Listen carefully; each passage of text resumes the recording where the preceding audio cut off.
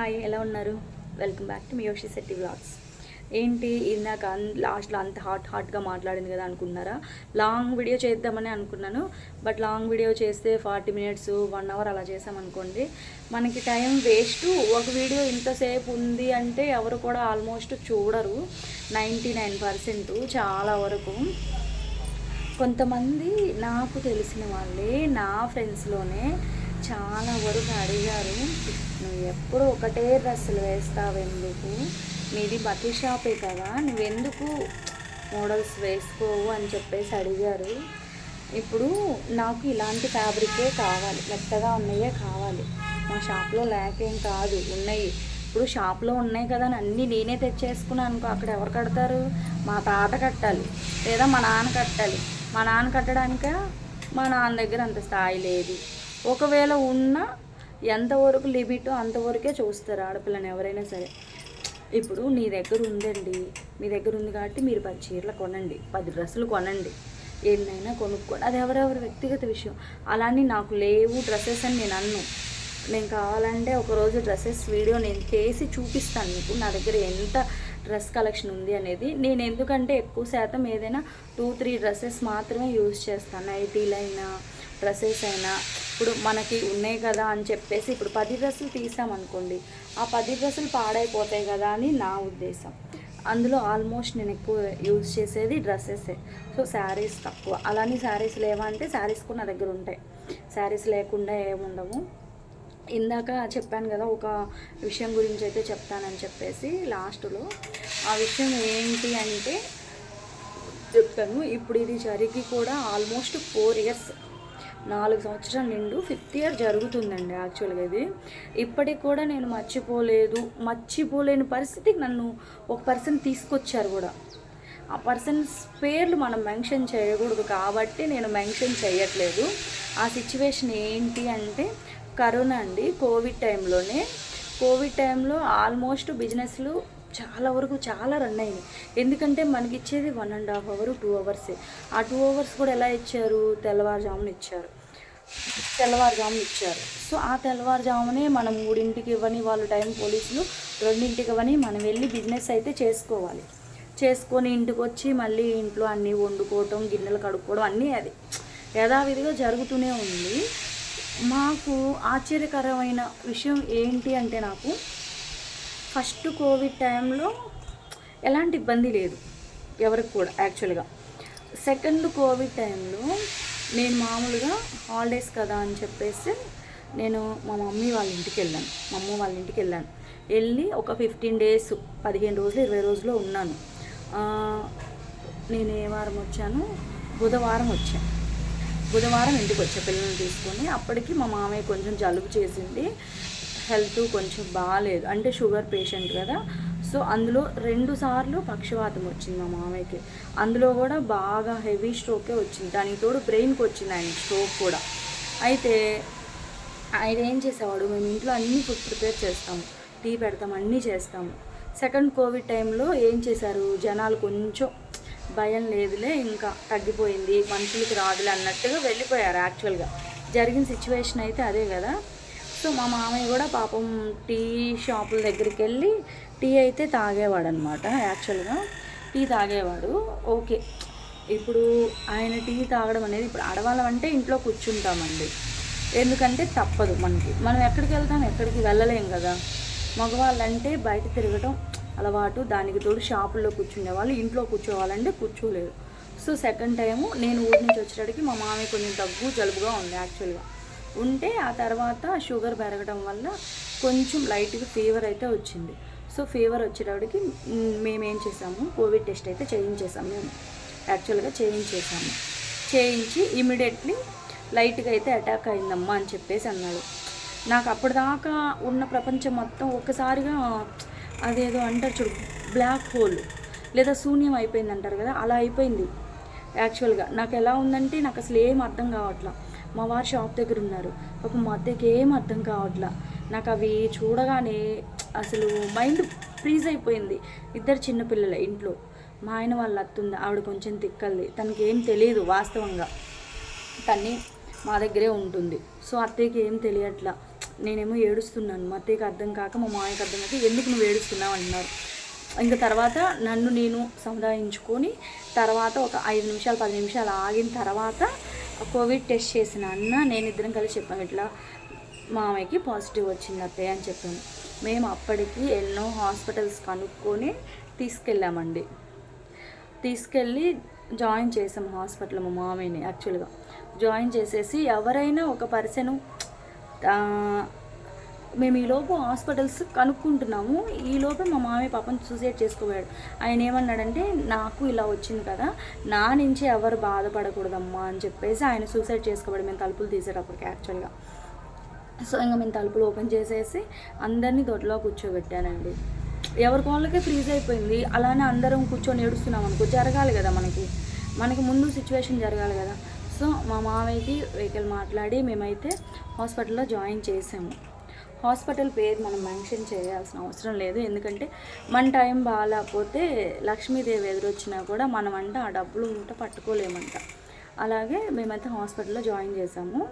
Join చేసిన దగ్గర నుంచి ఒక 4 days వరకు కూడా చాలా హుషారుగా ఉన్నారు. ఆఖరికి చనిపోయే రోజు కూడా మా మామయ్య చాలా హుషారుగా ఉన్నారు. యాక్చువల్గా మామూలుగా కాదు అన్నారు. ఇంకా యాక్చువల్గా మా వారు వెళ్ళారు, మా తమ్ముడే వెళ్ళింది. నేను పిల్లలు మా అమ్మ వాళ్ళ ఇంట్లో ఉన్నాం. ఎందుకంటే పిల్లనిచ్చిన నేరానికి వాళ్ళే పడాలి, ఏదైనా సరే కష్టమైన సుఖమైన వాళ్ళే పడాలి. సో వాళ్ళే ఉంచుకున్నారండి మమ్మల్ని ఇంట్లో. ఎవ్వరూ ఉంచుకోలే, ఏ హోటల్ రూమ్స్ మేము తీసుకోలే. అమ్మ వాళ్ళు ఉండబట్టి గుంటూరులో మేము సేఫ్ అయ్యాం. 99% మా అమ్మ వాళ్ళు ఉండబట్టే మేము సేఫ్ అయ్యాం. డబ్బులు అందరికీ రావు, మనుషులు తోడున్నది కూడా చూసుకోవాలి కదా. సో ఆ సిచ్యువేషన్ అలాంటిది. సో నేను ఎవరిని కూడా తప్పు పట్టాల్సిన అవసరం లేదు. మామయ్య చనిపోయారు, సడన్గా చనిపోయారు. ఆ రోజు అన్నారు చనిపోయే రోజు, అరే మీరు ఇంటికి వెళ్ళండి, ఎన్ని రోజులు ఇలా ఉంటారు, తగ్గింది కదా నాకు, నేను ఫోన్ చేస్తాను డిశ్చార్జ్ అయ్యే రోజు డాక్టర్ గారిని అడిగి, అమ్ముంది కదా కారు పెట్టుకొని మేము వచ్చేస్తాము, మీరేం భయపడకండి అని చెప్పేశారు. మాకు పక్కన చిన్న గది ఒకటి ఉంది, ఆ గది అంతా క్లీన్ చేయించి మేము అంతకుముందు కాయల వాళ్ళకి రెంట్కి ఇచ్చాము. అది రెంట్కి ఇచ్చేస్తే అది ఖాళీ చేసి, అన్న కొంచెం ఫ్యాన్ అది బిగించండి అంటే అన్న ఫ్యాన్ బిగించి కడిగించి అంతా నీట్గా ఉంచాడు. ఎవరైనా ఒక పర్సను కోవిడ్ లైట్గానే కదా వచ్చింది, మనం హెవీగా అటాక్ అయింది కూడా లేదు. ఎందుకంటే డాక్టర్స్ మాకు చెప్పారు 1 point కూడా ఉండి లేనట్టుగానే ఉంది, బట్ అది ఫీవర్ మీద కాబట్టి మీకు కోవిడ్ వచ్చింది అన్నారు. సరేనని చెప్పేసి ఇంక ఇట్లా కూర్చొని మాట్లాడుకుంటున్నాం. మా అమ్మతో చెప్తున్నాడు, అత్తయ్య ఇట్లా వెళ్ళిపోమన్నాడు నాన్న, సరే రేపు మేము వెళ్తాము, ఏదన్నా అవసరమైతే రాజేష్ ఉన్నాడు కదా రాజేష్ని పంపించండి అన్నారు. అమ్మ వాళ్ళు కూడా సరేలే అని చెప్పేసి అన్నారు. సరే అని చెప్పేసి ఇంకా కూర్చున్నాం. జస్ట్ అప్పుడే కూర్చొని ఏదో మాట్లాడుతున్నాం ఇలానే ఈ విషయాలే. ఇంక అంతలోకి మా అత్తయ్య ఫోన్ చేశారు. నాన్నకి అవేంటో పెడుతున్నారు, నాకు నీరసంగా ఉందన్నారు, మజ్జిగ ప్యాకెట్ తీసుకురమ్మన్నారు. ఇక మా అత్తయ్య చెప్పేటప్పటికి ఇంకా మా వారాను మా తమ్ముడు వెళ్ళిపోయారు గబగబా, ఇట్లా మజ్జిగ ప్యాకెట్ తీసుకొని నీరసంగా. మా హస్బెండ్ వెళ్ళేటప్పటికే యాక్చువల్గా మా మామయ్యకి అసలు ఏం లేదంట. నాకు ఈ విషయం ఎప్పుడు చెప్తున్నా కూడా ఆల్మోస్ట్ ఎలా అంటే ఆయనతో ఎన్ని గొడవలన్నా పండి నాకు ఆయనతో బాగా క్లోజ్ మూమెంట్ అనేది ఉందన్నమాట. ఒక తండ్రి లాగా ఏదైనా సరే అరుచుకున్నాక ఎవరైనా క్లోజ్గానే ఉంటాం కదా, ఒక తండ్రి కూతుళ్ళు ఎలా ఉండాలో అలాగే ఉంటాం బాండింగ్ అనేది. సో ఇంక ఈయన వెళ్ళాక ఒక 5 minutes ఫోన్ చేసి, అనూష ఇట్లా నాన్నకి సీరియస్గా ఉంది అన్నాడు. అంటేను నేను అన్నాను ఇప్పుడే కదా మనం ఫోన్లో మాట్లాడము, ఇంతలోగా సీరియస్ ఎలా అయ్యిద్ది అని చెప్పేసి నేనైతే నమ్మలేదు. నాకు బ్రెయిన్ ఫ్రీజ్ అయిపోయింది మొత్తం, అసలు అంతా బ్లాక్ అయిపోయింది మళ్ళీ కూడా. ఇంకా తర్వాత అమ్మ తీసుకుని మాట్లాడింది, ఏమైంది నా అసలు ఏంటి అని చెప్పేసి అడిగితే, ఇట్లా సీరియస్ అయింది నాన్నకి, అత్తయ్య వచ్చి చూసేవాళ్ళు ఉంటే చూడండి అని చెప్పేసి అన్నారు. సరేనని చెప్పేసి మేము వెళ్ళాము. మేము వెళ్ళేటప్పటికి ఇదిగోండి ఇక్కడ ఒక్క చాటే కొంచెం కొనుపిరి కొట్టుకుంటుంది. నిజంగా ఫస్ట్ టైం నా కళ్ళ ముందు ఒక మనిషి ప్రాణం పోవడం చూశానండి నిజంగా, అది కూడా మా మామయ్యదేను. ఆ తర్వాత మా తాతయ్య చూశాను. అవి ఇప్పటికి కూడా నాకు బ్రెయిన్లో ఫ్రీజ్ అయిపోయి ఉన్నాయి అన్నమాట. మైండ్ అనేది ఒక్కొక్కసారి చాలా బాధ అనిపిస్తుంది. మీ ఇంత ఓపిక్గా మాట్లాడుతున్నారు కదా, మీకు బాధ లేదా అనుకోవచ్చు. బాధ ఉన్నా సరే నేను వీడియోలో చెప్పాలి అనుకున్నాను కాబట్టి షేర్ చేసుకుందామని చెప్పేసి నేనైతే వీడియో తీసుకున్నాను. సరే అని చెప్పేసి చనిపోయిన తర్వాత ఇంకా సరే కాల్ చేసాం ఊర్లో వాళ్ళకి, తీసుకొచ్చుకోమంటే తీసుకొచ్చుకుందాం బాడీని, లేకపోతే లేదని చెప్పేసి. ఎవరికైనా ఒక మనిషిని అలా అనాథ శవంలాగా ఎవరం పడేయలేము యాక్చువల్గా. సరే అప్పుడు సిచ్యువేషన్స్ కూడా అలాగే ఉన్నాయి. సో మేము ఏమనలేదు, వద్దులే అని చెప్పేసి అన్నారు కాల్ చేస్తే.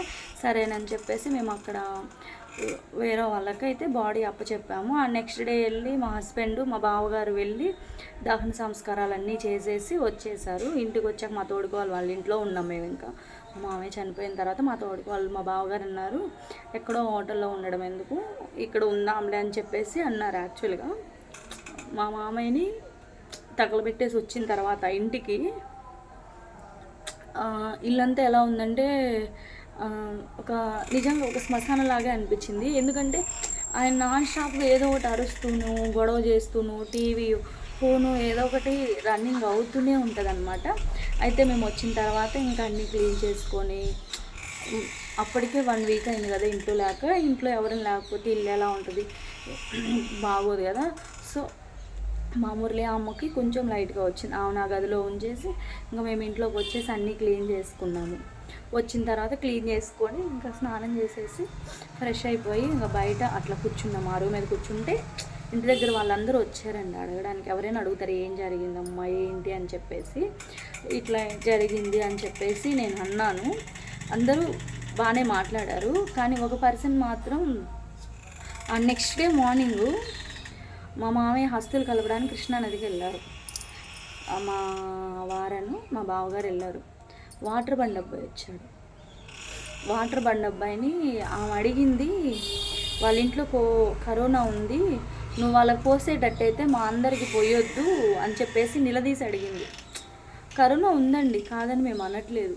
కానీ ఒక పర్సన్ని మంచినీళ్ళు తాగకుండా, పాలు పోయకుండా, చాకలు రానివ్వకుండా ఇలా కట్టడి చేయడం అనేది ఎలా ఉంది అంటే, మేము ఆల్మోస్ట్ 6 months ఇల్లు షాపు మధ్యలో కేవలం మా మమ్మీ మాత్రమే వచ్చేది. ఎవ్వరూ రారు, ఎవరు పట్టించుకునే వాళ్ళు కూడా లేరు యాక్చువల్గా. ఇవి చాలక ఇంకా పైపే చేయమన్నారంటే మా అత్తయ్య అప్పుడు పిండేస్తుంది. మామూలుగా ఎవరన్నా పప్పు బియ్యం తెచ్చుకుంటే పిండేస్తుంది, మాది హోటల్ కాబట్టి. వేస్తే అన్నది తను అన్నారు, ఆ పర్సన్ పేరు నేను చెప్పకూడదు, మెన్షన్ చేయకూడదు. ఆ పర్సన్ అన్నారు, పిండి వేయటం వల్ల రాఘవరావు చనిపోయాడు, కరోనా వచ్చి పిండేసి ఎవరిని ఉద్ధరిచ్చారన్నారు. అంటే పిండేస్తేనే కరోనా వచ్చిందా మాట.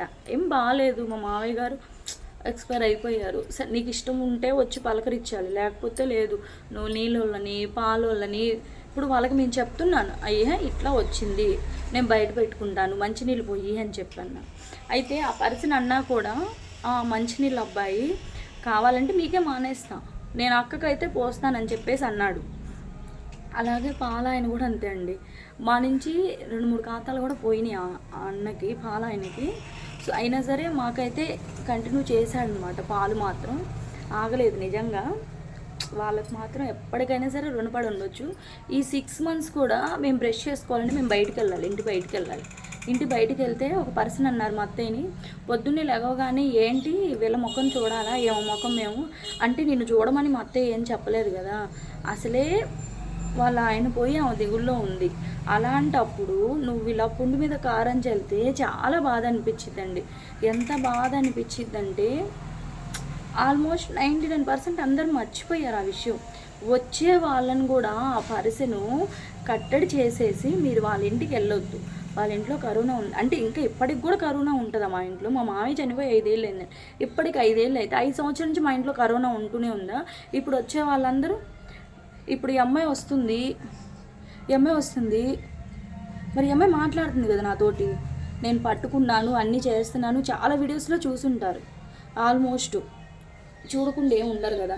నేను ఈ వీడియో చేద్దామని చెప్పేసి కావాలని ఎన్నో రోజుల నుంచి అనుకుంటున్నాను, బట్ ఇప్పుడు కుదిరింది, అందుకనే నేను ఇప్పుడు చెప్తున్నాను అనమాట. ఆ పర్సన్ వల్ల నేను ఎంత సఫర్ అయ్యానంటే మామూలు సఫర్ కాదు. అవతల మా హస్బెండ్కి తండ్రి లేరు, మా అత్తయ్యకి వాళ్ళ హస్బెండ్ లేరు. నేను ఇంట్లో లాక్కొచ్చుకోవాలి, వాళ్ళిద్దరిని బయట చూసుకోవాలి. షాప్కి మా వారు రాకూడదు నెల మాసకి వెళ్ళిన దాకా. మా అమ్మ వాళ్ళ ఇంటికి వెళ్ళి నిద్ర చేసి వచ్చిందాక షాప్కి రాకూడదు. అటు షాప్లో చూసుకొని ఇంట్లో చూసుకొని వస్తే ఆ పర్సన్ అన్న మాటలకి నాకైతే గుండె పిండేసినంత బాధ. నరకము అంటే ఏంటి అనేది నిజంగా నాకైతే భూమి మీద కనిపించేసింది మాకైతే. అయినా సరే ఆ శ్రీనివాసుడు మా వెనకున్నాడు, మేము ఎటువంటి తప్పు చేయలేదు కాబట్టి ఆ దేవుడు మా వెనకే ఉంటాడు అని చెప్పేసి నేనైతే ముందుకైతే సాగాము. ఇప్పటికి కూడా కొంతమందికి భయం మా ఇంటికి రావాలంటే. దేవుడు అనేవాడు ఉంటే ఎవరికైనా సరే మంచి రోజులు వస్తాయి అని మనం అనుకోవాలి, అంతేగాని మేము నాశనం అయ్యాం కదా వాళ్ళు నాశనం అవ్వాలి అని అనుకోకూడదు. ఇది నా లైఫ్లో జరిగిన సిచ్యువేషన్ కాబట్టి నేను మీతో అయితే షేర్ చేసుకోగలిగాను యాక్చువల్గా. లేకపోతే నేను ఇంత డీటెయిల్గా కూడా చెప్పేదాన్ని కాదు. ఇంకా చెప్పాలంటే చాలా ఉంది, దాదాపు 1-2 అవర్స్ పడుతుంది అనమాట మనం అంతా చెప్పుకోవాలంటే. సో నేనేంటంటే ఇంకంతా లాంగ్ అనేది ఎందుకులే అని చెప్పేసి ఏదైనా కొంచెమే చెప్తాము అని చెప్పేసి మేమైతే అనుకున్నాం అనమాట. Okay friends, bye bye.